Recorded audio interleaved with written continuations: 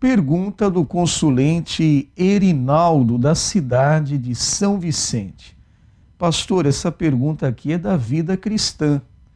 O Erinaldo diz aqui que trabalha em uma firma e ele ficou doente e pegou um atestado e deu para o seu patrão. Na ocasião, ele até estava com o rosto inchado porque tinha arrancado um dente. Só que o patrão está mandando ele embora do emprego. O Erinaldo quer saber se, nesse caso, ele pode colocar o patrão na justiça. Bom, vamos ver o que a Bíblia declara a respeito da nossa situação como cristãos em face das autoridades constituídas. Nós lemos no capítulo 13 de Romanos: toda pessoa esteja sujeita às potestades superiores, porque não há potestade que não venha de Deus, e as potestades que há foram ordenadas por Deus. Por isso, quem resiste à potestade resiste à ordenação de Deus, e os que resistem trarão sobre si mesmo a condenação. Porque os magistrados não são terror para as boas obras, mas para as más. Queres tu, pois, não temer a potestade, faz o bem e terás o louvor dela, porque ela é ministro de Deus para teu bem. Mas se fizeres o mal, teme, pois não traz debalde a espada, porque é ministro de Deus e vingador para castigar o que faz o mal. Portanto, é necessário que lhe estejais sujeitos, não somente pelo castigo, mas também pela consciência. Por esta razão também pagais tributos, porque são ministros de Deus, atendendo sempre a isto mesmo. Portanto, dai a cada um o que deveis: a quem tributo, tributo; a quem imposto, imposto; a quem temor, temor; a quem honra, honra. Logo, este último texto, versículo 7 do capítulo 3 de Romanos, manda que retribuamos, segundo o direito que cabe a nós, não somente de obedecer às autoridades, mas também termos direitos que devem ser ressarcidos pelas autoridades que estão ligadas ao caso. É no seu caso aqui. Seu patrão pega o seu atestado e manda você embora sem pagar seus direitos, pode sim requerer os seus direitos à luz da palavra de Deus. Faça valer o seu direito, porque senão este cidadão vai continuar nessa injustiça com seus empregados. E não há nada contrário à palavra de Deus. Você está acobertado pela palavra de Deus, porque se valeu dos direitos, das obrigações para provar a sua condição de pessoa incapacitada para determinado trabalho, e agora você é surpreendido com uma ordem descabida, manda embora do emprego. Não, não tem isso. Pode requerer seus direitos. A próxima pergunta é do consulente Antônio, do bairro Estuário, aqui em Santos. Pastor, por que os rins são citados em várias passagens da Bíblia? E qual o significado? Segundo o profeta Jeremias, o povo de Israel falava constantemente sobre Deus com seus lábios, mas ele estava longe dos seus rins. Isso você encontra em Jeremias capítulo 12, versículo 2. Ora, essa expressão, eles estavam longe dos seus rins, o que significa? Significa como que dizendo que a mensagem de Deus não havia transformado o interior daquelas pessoas. Aqui os rins estão associados com o caráter. O salmista poderia, por exemplo, ter isso em mente quando escreveu: louvarei ao Senhor que me aconselhou, até os meus rins me ensinam de noite. Salmo 16, versículo 7. Então, uma vez que os rins estão associados com o desenvolvimento do caráter, é fácil concluir que Deus o examina. A frase Deus sonda os rins e coração é usada várias vezes no Antigo Testamento e significa que Deus vê o íntimo do ser humano. Não tem ninguém escondido diante de Deus. Interiormente, Ele conhece, como nós temos citado frequentemente, o Salmo 139, conhece o nosso assentar, conhece o nosso levantar, sem que haja uma palavra em nossa boca, tudo sabe. Então diz o texto bíblico no livro de Jeremias 17, enganoso é o coração mais do que todas as coisas e perverso, mas eu, o Senhor, esquadrinho os corações para dar a cada um segundo a sua obra. Quer dizer, Deus esquadrinha o nosso interior para ver a nossa intenção, se é correta ou se é perniciosa. E aí, meu amigo, ninguém engana Deus. Então, o rins é o conhecimento de Deus íntimo de cada um de nós, projetos que às vezes arquitetamos, planejamos. Se estiver fora do desígnio de Deus, Deus vai repreender, como repreendeu o povo de Israel, que servia a Deus, mas também servia aos ídolos. E Deus então notou que esse povo estava dividido e não podia continuar assim.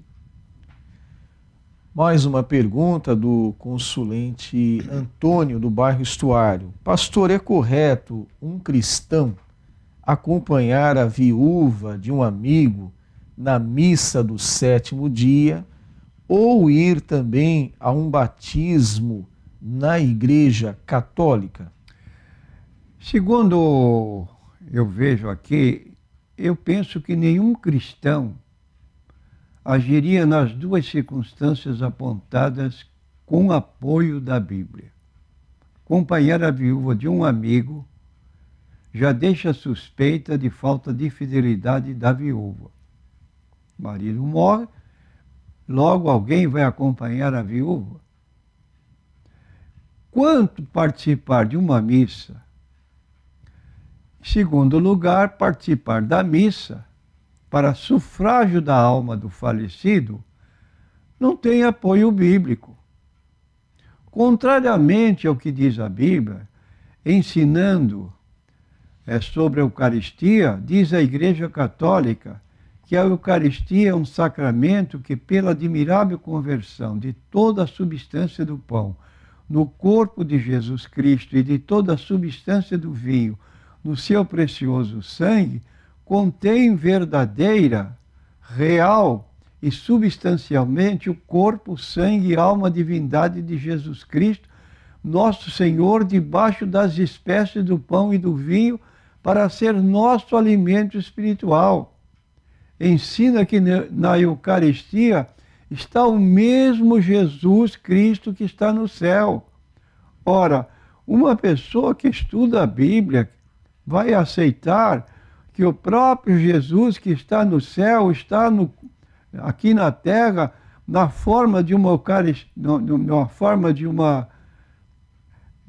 uma substância que é feita de água com farinha de trigo, talvez. Não é possível aceitar tal ensinamento.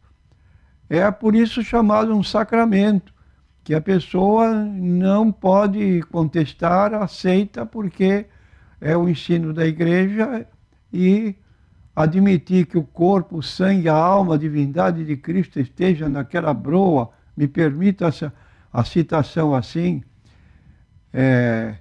não é possível que Cristo esteja. Então, para quem não conhece, aceita.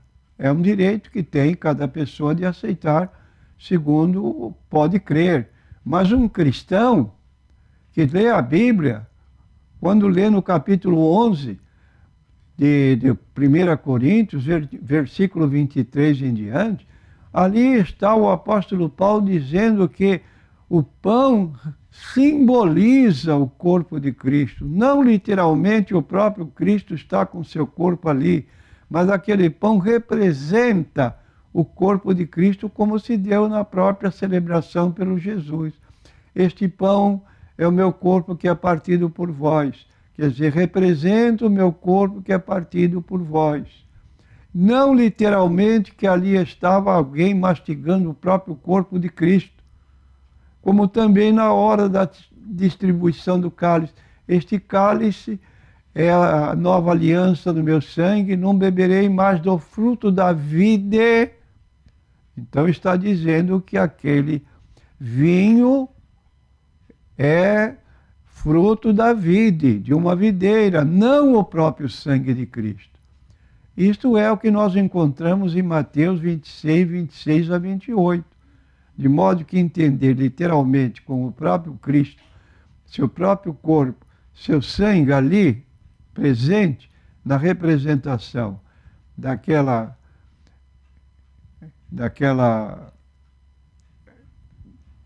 hóstia, né? A hóstia, né? A hóstia é impróprio. Não criticamos os católicos, estamos ensinando, apenas orientando biblicamente o que diz a Bíblia. E para uma pessoa que conhece a Bíblia, como é descrito aqui, nesse acompanhamento do sétimo dia, como se pudesse sufragar a alma do falecido, a Bíblia declara: depois da morte segue-se o juízo. Não há mudança de posição. Se segue a Cristo, é de Cristo. Se não segue, não é. Então, nenhuma oferta, nenhum sacramento pode beneficiar a pessoa depois de morte. Ele tem que sair com a sua situação definida. Pastor, e quanto ao batismo que é realizado na Igreja Católica, pastor? O batismo é realizado em crianças recém-nascidas, às vezes com dias ou com meses de idade, criança que não tem a participação no ato do batismo, porque como infante ela não está sabendo o que está sendo feito. Por isso existem padrinhos que aceitam o compromisso de responder pela criança. Agora, não é possível alguém responder por outro diante de Deus. Cada qual de per si responde diante de Deus. A criança é uma pessoa inocente. Se a criança vier a falecer nessa fase, não precisa ter medo de que não vá para o céu. Jesus disse: não impeçais as crianças de vir a mim, porque das tais é o reino dos céus. Quando esta criança atingir a razão, lá pelos idos de 9 anos, agora sim, o que ela fizer, ela vai responder diante de Deus, porque ela já tem idade para saber o que é certo e o que é errado. Daí o ensino que se deve ministrar às crianças, no que concerne à Bíblia Sagrada, para que a criança aprenda o conceito bíblico e possa fazer conforme ensina a Bíblia Sagrada. De modo que este batismo é preciso que a pessoa tenha condições de crer, como se deu com o eunuco. Eis aqui água que impede que eu seja batizado. Filipe respondeu: é lícito se podes crer. Ele creio, respondeu de todo o coração que Jesus é o Filho de Deus. Então agora vamos batizar. Agora, se perguntarmos para uma criança: você crê que Jesus Cristo é o Filho de Deus? Ela não tem noção. Agora, se ela vier a falecer, ela é salva pela obra salvífica de Cristo em favor de toda a humanidade. Quem não tem uso de razão, pode ser até uma pessoa adulta, ele vai ser acobertado, porque Cristo é a propiciação pelos nossos pecados, não somente pelos nossos, mas também pelos de todo mundo. Agora, chegou ao uso da razão, é responsável pessoalmente diante de Deus pelos seus atos, pela sua aceitação ou rejeição. Mais uma pergunta do consulente Antônio. Pastor, por que não se vê nas igrejas o fogo pentecostal que domina a igreja, conversão em massa, como antigamente acontecia na igreja primitiva? Eu quero dizer ao nosso consulente, respeitosamente, que o irmão deve estar equivocado e não deve ter lido o livro de Atos, capítulo 2, onde se observa pela primeira vez a manifestação do Espírito Santo. Está escrito no capítulo 2, versículo 1, que Jesus declarou na ocasião que a finalidade do derramamento do Espírito Santo, ou a descida do Espírito Santo, conforme Atos 2, tinha uma finalidade precípua, única. Qual é? Diz ele em Atos capítulo 1, versículo 8, isso antes de ascender aos céus, ele ficou 40 dias aqui conosco na terra, dando provas insofismáveis da sua ressurreição corporal, e 10 dias depois é que desceu o Espírito Santo. Mas ele disse aos discípulos, vocês não saiam de Jerusalém, esperando a descida do Espírito Santo. Para quê? Atos 1 e 8. Mas recebereis a virtude do Espírito Santo que há de vir sobre vós. Ser-me-eis testemunhas, tanto em Jerusalém, como em toda a Judéia e Samaria, e até os confins da terra. De modo que o batismo com o Espírito Santo não é para promover barulho dentro de uma igreja, mas para revestir cada cristão de poder de Deus para atender à ordem de Jesus, deixada em Marcos 16, 15 e 16. Disse-lhes, ide por todo o mundo, pregai o evangelho a toda criatura, quem crer e for batizado será salvo, mas quem não crer será condenado. Aí está a finalidade precípua, e foi exatamente isso que aconteceu no dia de Pentecostes. Levantou-se Pedro, inflamado pelo Espírito Santo, fez um discurso para a multidão que estava ali. Resultado, as pessoas que o viram se comoveram e perguntaram para Pedro, que faremos? Pedro dá ordem, arrependei-vos, cada um de vós seja batizado em nome de Jesus Cristo e recebereis o dom do Espírito Santo. E naquele dia agregaram-se quase 3.000 pessoas, pessoas que encontraram salvação da pessoa de Cristo, e ali agregou-se a primeira igreja cristã na cidade de Jerusalém. Capítulo 3 do livro de Atos dos Apóstolos revela a ordem que existia nessa igreja. E cada dia Deus aumentava, de 3.000 para 4.000, de 4.000 para 5.000, chegando ao ponto de as autoridades dizerem, vamos expulsar estes homens aqui da cidade porque estão enchendo a nossa cidade desse nome chamado Jesus. Isso é despertamento, isso é avivamento. E agora nós precisamos sair, mas infelizmente ficamos dentro da igreja. E a nossa ordem é de ir falar, revestidos de poder como se deu no dia de Pentecostes. Todos foram cheios do Espírito Santo, começavam a falar novas línguas, conforme o Espírito Santo lhes concedia que falasse. Não tinha desordem, conforme o Espírito Santo lhes concedia que falasse. Isto é, quem agia ordeiramente ali era o Espírito Santo.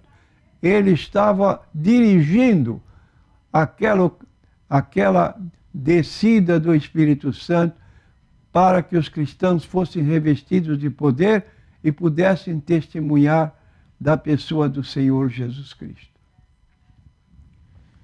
Pergunta agora do consulente Noé, da cidade de Cubatão. Noé diz aqui sobre o texto de Romanos, capítulo 9, amei a Jacó e odiei a Esaú. Pastor, o que significa? As palavras amei a Jacó, porém me aborreci de Esaú, devem ser entendidas à luz do decreto soberano de Deus de que o mais velho seria servo do mais novo. Então Deus manifestou preferência pelo mais velho, que seria servo do mais, aliás, manifestou preferência pelo mais moço e não pelo mais velho, que de segundo a ordem da primogenitura caberia ao filho mais velho a herança do pai. Mas no caso presente, Deus, que conhece o futuro e o coração das pessoas, ele preferiu Jacó, que era o mais novo, que se então colocou no lugar de Esaú, possuindo ele a herança deixada pelo seu pai. Agora, isso deve ser interpretado como um ato de amor, enquanto a rejeição de Esaú é vista como ódio em termos comparativos. Deus não odiou Esaú com uma animosidade cruel e vingativa, mas amou, apenas o amou, menos do que amou a Jacó, como se pode ver sua eleição soberana de Jacó. Essa passagem se refere a bênçãos terrenas e não à vida eterna.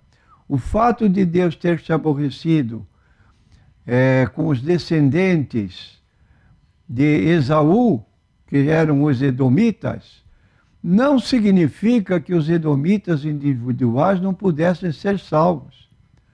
Assim como o fato de ter amado Israel não significa que judeus individuais não precisam ser salvos. Observe que Esaú recebeu, quase ele próprio deu testemunho, em Gênesis 33, versículo 9. Então aqui está uma preferência de Deus que conhece os corações, e aí ele conheceu o coração de Jacó, que teria condições mais chegadas a ele do que o próprio irmão dele, que era o mais velho, chamado Esaú, mas que tinha uma vida distinta, separada de Deus, sem buscar as coisas relativas a Deus, enquanto Jacó tinha um coração aberto para buscar as coisas de Deus. Então Deus apreciou mais Jacó do que Esaú. Aí a preferência de Deus por Jacó em lugar de Esaú. Pastor, em João, capítulo 9, dos versos 1 a 7, está o registro de um dos milagres notáveis realizado pelo Senhor Jesus Cristo, a cura de um cego de nascença. Pastor, o que revelavam os milagres operados pelo Senhor Jesus? Os milagres operados por Jesus revelavam que sua reivindicação acerca de sua pessoa eram corretas, que os homens deveriam crer em tudo quanto ele dizia. Sabemos que Jesus reivindicava igualdade de natureza com Deus o Pai, como se lê em João capítulo 10, versículo 30, quando ele declarou: eu e o Pai somos um. Veja o verbo somos. Eu sou, tu és, ele é, nós somos. Primeira pessoa do plural. Logo, mais de uma pessoa. Então aqui havia duas pessoas, o Pai e o Filho, que eram um em unidade. Não era apenas uma pessoa, duas pessoas distintas, porém com o mesmo poder, com a mesma glória, com a mesma honra, como aparece em João capítulo 1, versículo 1. No princípio era o Verbo, isto é, Jesus, tinha eternidade, ele era. O Verbo estava com Deus, pessoa distinta do Pai, e a declaração final, e o Verbo era Deus, isto é, tinha a mesma natureza divina do Pai. É o que Jesus está declarando. Eu e o Pai somos um. Ora, tal declaração trouxe protesto dos judeus religiosos que julgavam estar Jesus cometendo blasfêmia. em assim se identificar. Diante de tal atitude dos judeus, Jesus apelava para as suas obras, para que fosse aceita a sua posição de igualdade com Deus o Pai. Como lemos em João, capítulo 10, versículo 31 a 37, em continuação a João 10, 30, os judeus pegaram então outra vez em pedras para o apedrejar. Respondeu-lhe Jesus: tenho-vos mostrado muitas obras boas procedentes de meu Pai, por qual destas obras me apedrejais? Os judeus responderam, dizendo-lhe: não te apedrejamos por alguma obra boa, mas pela blasfêmia, porque sendo tu homem te fazes Deus a ti mesmo. Agora a resposta de Jesus: se não faço as obras de meu Pai, não me acrediteis. Mas se as faço e não credes em mim, crede nas obras, para que conheçais e acrediteis que o Pai está em mim e eu nele. Aí está a razão, porque Jesus apresentava suas obras como prova fidedigna da sua igualdade com Deus o Pai.